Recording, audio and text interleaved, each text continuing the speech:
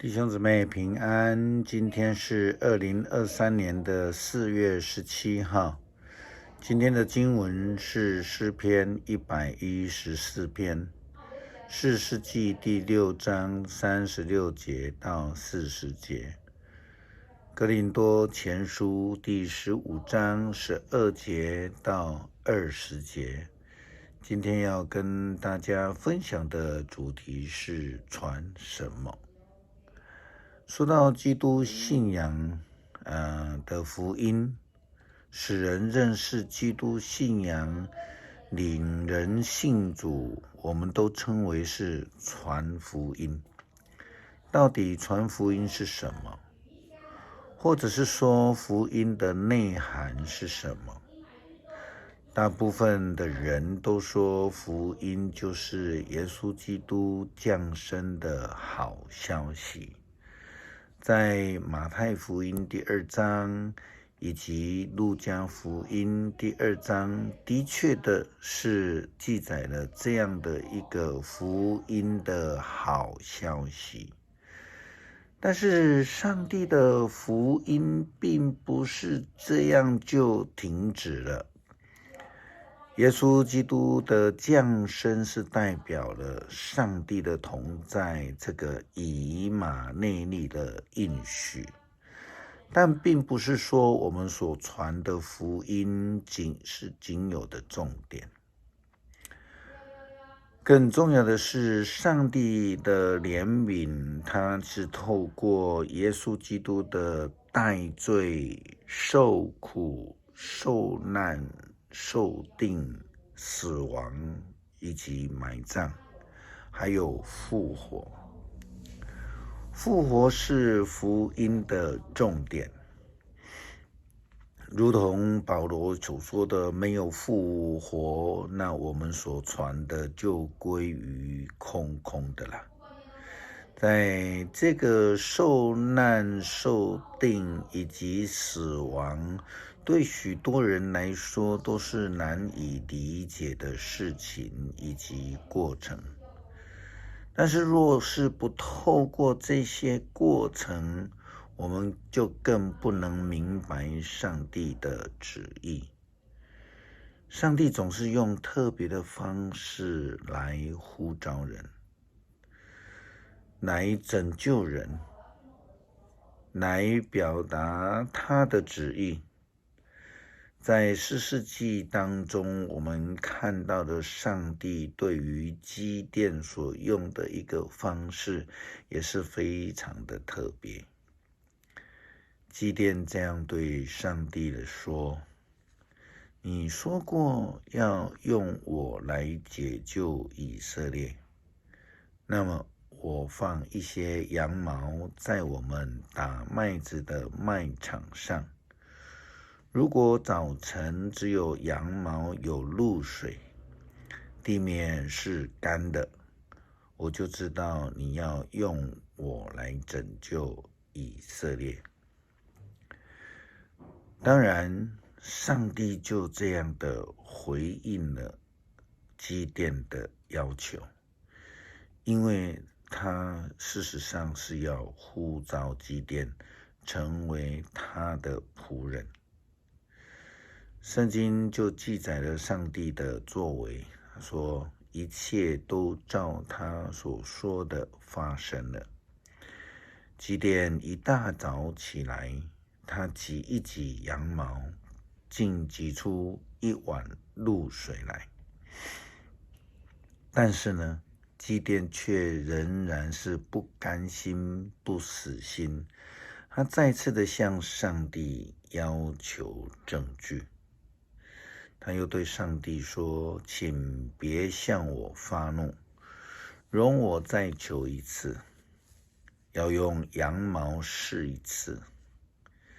这一次请使羊毛干干的，而地面上有露水。呀，上帝真是有耐心啊！他再一次的回应基甸，可以说是这个无理的要求。圣经记载，那一晚上帝照做了。第二天早晨，果然羊毛是干的，地面上却满满的都是露水。上帝拯救以色列人的方式是特别的。在基甸的时期，我们前面说过了，上帝呼召基甸成为士师，是带领以色列人与米甸人征战。上帝在这件事情上也使用了特殊的方式。我们看到士师记的记载，上帝不要以色列人这种万人的大军，在经过几次的筛选之后，减少之后，剩下的300个精锐部队，他们打赢了米甸人的大军。上帝的旨意，上帝的方式其实都是特殊的，甚至人是无法理解的。接着耶稣基督的受苦、受定、死亡以及复活，更是大大的出乎人的意料。人的理性的理解，甚至保罗说，有人认为复活这件事情是愚笨的，那都是因为他们无法了解。甚至如此，虽然如此，耶稣基督的复活却是上帝所赐下救恩的唯一的途径，也是我们所传的这个福音的内涵。圣经告诉我们，既然我们所传的信息是基督已经从死里复活，为什么你们当中有人说没有死人复活的事呢？要是没有复活的事，那等于说基督就没有复活了。如果基督没有从死里复活，我们就没有什么好传的，你们也没有什么好信的。就这样子，我们虽然在为上帝做假见证，因为我们所见证说他使基督从死里复活了。如果真的没有使人复活的事，上帝就没有使基督复活了。使人若没有复活，那就等于说基督没有复活了。基督若是没有复活，你们的信仰就是幻想。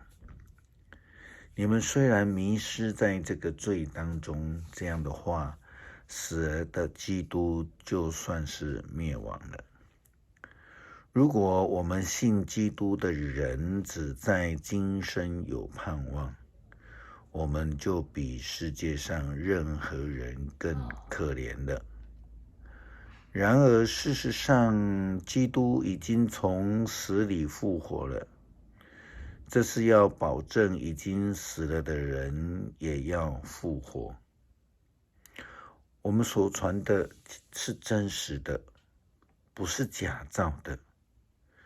比拉多也为了耶稣基督的身尸，他又用石头封住这个墓园，并且他派了罗马的官兵来固守。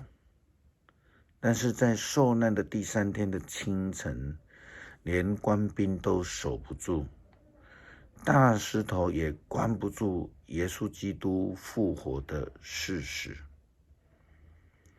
基督徒所传的必须是非常小心的，必须是要忠于圣经的真理的。我们不但要相信复活的救恩，更要热心的传扬福音，并且要小心传的，就必须要忠于圣经。因为圣经告诉我们，多一个字，少一个字，都不是忠心的仆人所做的事情。圣经又告诉我们，若多说，就是出于那恶者，或是说撒旦。所以我们必须忠心的传扬福音，成为忠心的仆人。诗篇114篇，以色列人离开埃及，雅各的子孙离开异族的土地，犹大成为上帝的圣民，以色列成为他自己的国。红海一看见就奔逃，约旦河也倒流。群山像公羊跳跃，丘陵也像羔羊蹦跳。红海啊，你为什么奔逃？约旦河啊，你为什么倒流？群山为什么像公羊跳跃？丘陵为什么像羔羊蹦跳？大地啊，你要在主来的时候发抖，在雅各的上帝的面前震动。他使磐石变为池塘，使岩石涌出泉水。感谢主赐下复活的救恩，并且呼召我们成为复活福音的使者。